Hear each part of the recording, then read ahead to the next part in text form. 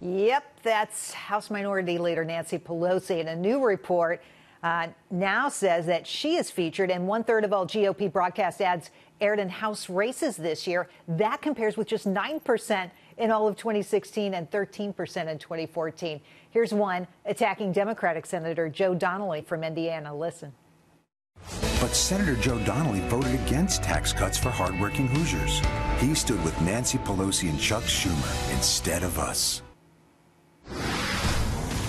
Yep. So joining me now, the Daily Signal's Kelsey Harkness and Democratic strategist Danielle McLaughlin.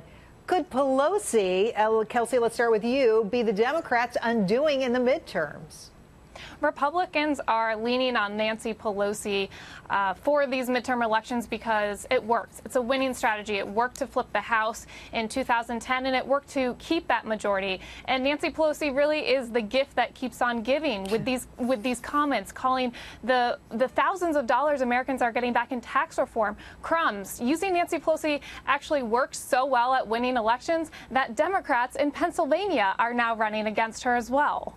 So she really is the stand-in head of the Democrats for sure, getting hit now from both sides. As you say, Democrats like Conor Lamb in Pennsylvania ran against her too. Should she also be Democrats' secret to winning, Kelsey?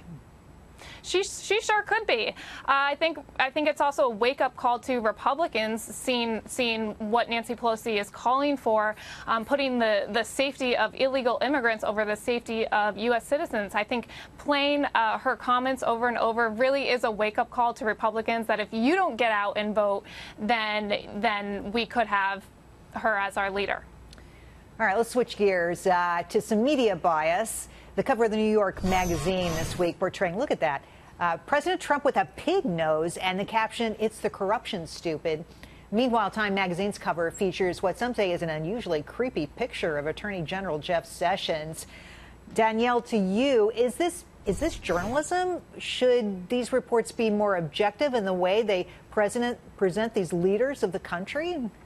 You know, I certainly think that what is on the inside of the New York Magazine article is real journalism. And the problem with this cover is that if you are a Trump supporter and you're turned off by this, quite frankly, gross cover page, you're not going to go in and see what is really some legitimate reporting.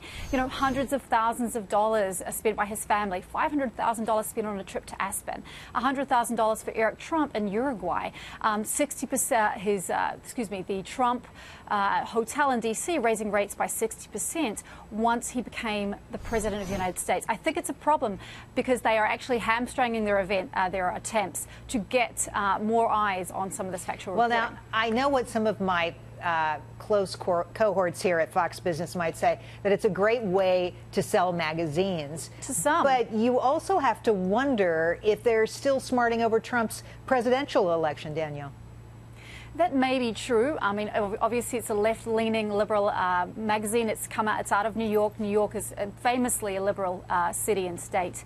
But I really think they do their own journalism a disservice. And, you know, people who are reading that magazine probably are already worried about what Trump is doing as it relates to self-enrichment. It's the people who don't really understand or aren't aware of it that they really should be reaching. And I think they do themselves a disservice. Kelsey, how do you react to this? I mean, I think the covers sort of speak for themselves.